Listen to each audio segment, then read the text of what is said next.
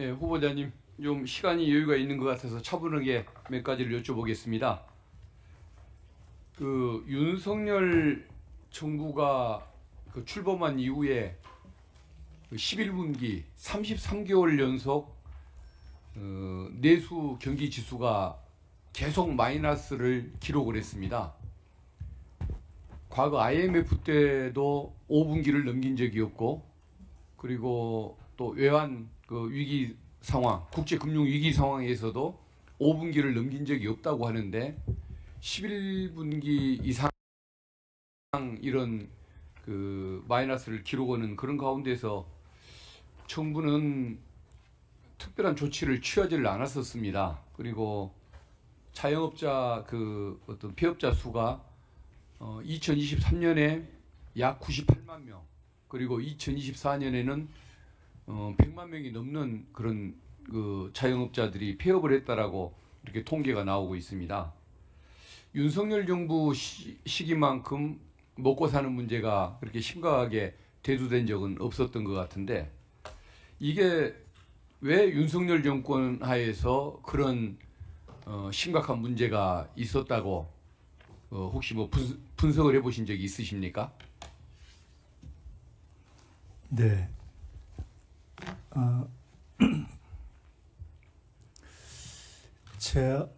제가 사실은 그 여러 가지 정치적 비판이 가능하지만 윤석열 정부가 뭐가 제일 아쉽다고 보느냐라는 질문을 받을 때마다 했던 이야기가 있습니다.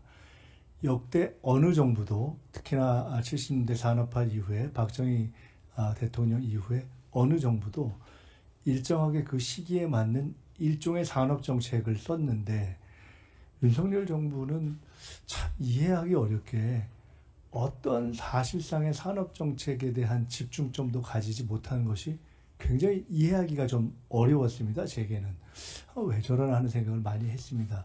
그러니까 굉장히 우리 사회, 우리 한국으로 봐서는 한국 경제의 변곡점에 있었는데 그 타이밍 몇 년을 놓친 것이 굉장히 속쓰린 일이다, 이렇게 생각을 합니다.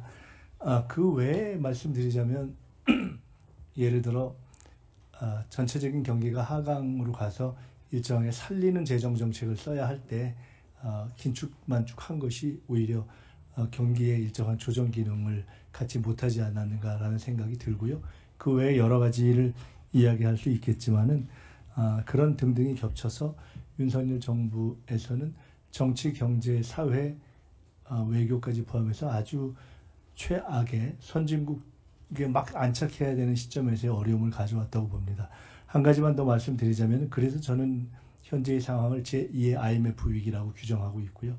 제가 사실 걱정하는 것은 새 정부가 들어서고 한 20일 정도밖에 안 됐는데 증시 분위기가 좋아진다. 매우 좋은 일이지만 자칫 그로 인한 착시 현상 때문에 저희들이 모든 것이 쉽게 좋아지지 않을까라고 생각하게 될까 걱정이 있습니다. 실은 구조적으로 굉장히 IMF 때에 일시적으로 어려웠지만 경제는 상승했던 시기에 비해서 지금 경제 자체가 하강하고 침체하는 시기에 있고, 특히나 경쟁 국가, 특히 과거에 우리가 중국이 따라온다라고 얘기했지만 이미 중국이 거의 다 우리를 제쳐 있는 그런 상황이어서 모든 것이 훨씬 어려운 상황에서 지금은 냉정하게 위기론을 정리해야 할 때다라는 생각을 가지고 있고, 저는 제가 총리가 정식으로 되면 제일 먼저 해야 할 일이 정부가 냉정하게 현재의 국가 위기를 살피고 규정해야 한다. 사실 최근에 뭐 부동산 이런 부분도 얘기되고 있지만은 그것도 냉정하게 따지고 보면은 사실은 오세훈 시장이 집중력을 잃으면서 토지거래 허가제 문제에 대해서 사실은 갈팡질팡하면서 문제를 발생시킨 측면들이 있어서 지금은 현재의 여러 가지 경제적 현상들에 대한 명확한 책임과 원인과 진단을 하는 것이 중요하다고 보고 있습니다. 예. 결국은 지금 어떤 그런 부분에 대한 반성적 고려가 있어서 지금 이재명 정부가 출범하자마자 민생회복 지원금을 비롯해서 또 여러 가지 경기를 좀 부양하는 데 도움이 될 만한 이런 추경을 뭐 30조 가까이 추경을 좀 편성해서 지금 추진하고 있는 이런 상황들인데, 어쨌든 이런 부분들에 대한 또 신뢰가 있고, 또 그 지금 중동 전쟁 문제라든가 또 미국과의 그 어떤 관세 그 뭐 갈등 문제 이런 것들이 어쨌든 뭔가 새 정부가 잘 위기를 잘 극복해주고 잘 대처리라는 이런 신뢰가 있다 보니까 이제 어떤 주가도 오르는 것이 아닐까 싶습니다. 다행이라고 생각합니다. 예. 큰 다행입니다. 그 코스피 지수가 3,000을 넘었고 오늘 보니까 3,100에 육박이 가는 것 같은데 어쨌든 이런 그 신뢰나 기대에 어떤 기반한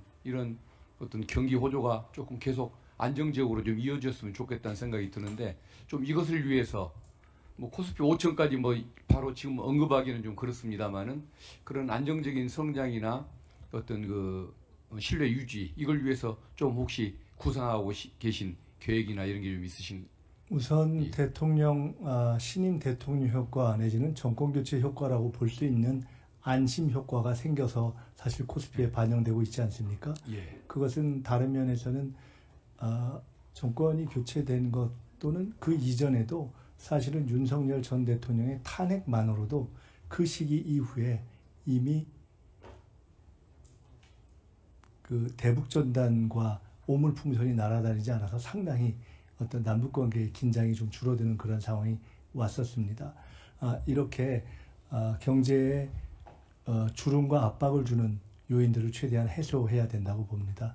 궁극적으로는 잠재 성장률을 회복하는 그런 어떤 AI 등을 포함한 혁신 투자를 해서 장기적인 성과를 내야 되고 또 중기적으로 뭔가 좀 각종의 조금 중기적 성과를 낼 수 있는 각종 뉴딜 같은 것들도 고민을 해야 된다고 봅니다만 현재 우선은 워낙 민생구가 가파르게 어려움을 겪고 있기 때문에 물가라든가 부채 등에서 어려움을 해소할 수 있고 그리고 바로 그런 것 때문에 추경에서도 민생지원금, 소비쿠폰, 지역화폐, 지역산업상품권 이런 것들을 통해서 일단 현재 꽉 막혀있는 소비경색을 푸는 쪽으로 된 것이라고 보기 때문에 그렇게 단기, 중기, 장기 정책들을 적절하게 믹스를 잘해서 펼쳐가야 하고 또 그렇게 할 것이라고 보고 이 점에 있어서는 여야를 막론하고 힘을 모아야 하고 국민들께서도 아마 이번에 정권 교체를 해주신 취지가 한 2년 정도는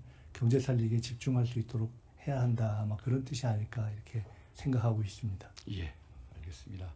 지금 지구의 인구가 약 80억 명인 걸로 알고 있습니다. 근데 과거에 오는 책들이나 뭐 연구소 발표를 보면은 지구의 사실은 그 어떤 지속 가능한 적정 인구 이게 20억 수준이라고들 얘기를 하는 것 같습니다. 이렇게 4배나 많은 상황에서 인구가 줄면은 오히려 바람직한 것일 수 있는데 왜 출산율 문제를 걱정하는 것일까?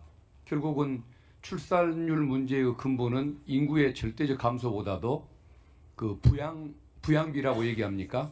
청년들이 노인들을 그 부양해야 하는 그 비율 이게 너무 악화하다 보니까 이게 이제 어떤 그 근본적인 사회적 문제를 유발해서 이 문제를 걱정한다고들 얘기를 합니다. 근데 그 어떤 그러니까 청년 2명이 노인 1명을 부양하던 시대에서 이제는 청년 1명이 노인 2명을 부양해야 하는 이 어떤 저출산 이 시대로 이제 접어들고 있다는 이 문제가 이제 제기되는 것인데 그 북극항로 시대에 대비하라라는 책을 쓰셨습니까? 그 김태유 서울대 명예교수님 네. 책을 보면 최근에 봤습니다. 그 저도. 어떤 청년이 없는 나라 이 책을 이제 새로 쓰셨던데 그 이 부양비의 문제를 해결하는 방안으로서 청년들에게는 물론이고 그 어떤 초로의 노인들 있지 않습니까? 일할 수 있는 노년들에게도 제2의 직업을 갖게 하는 세상을 만들자. 그러니까 인생 그 이모작 시대, 국가경제 이모작 시대를 만들어서 이런 부양비의 문제 이것을 개선해야 한다라는 이런 그 말씀을 제안을 하시는 부분이 나오던데 이 부분에 대해서는 지금 시간이 다 돼가니까 나중에 추가 질의할 때 다시 연결해서 질문을 드리겠습니다. 예, 이상입니다. 네.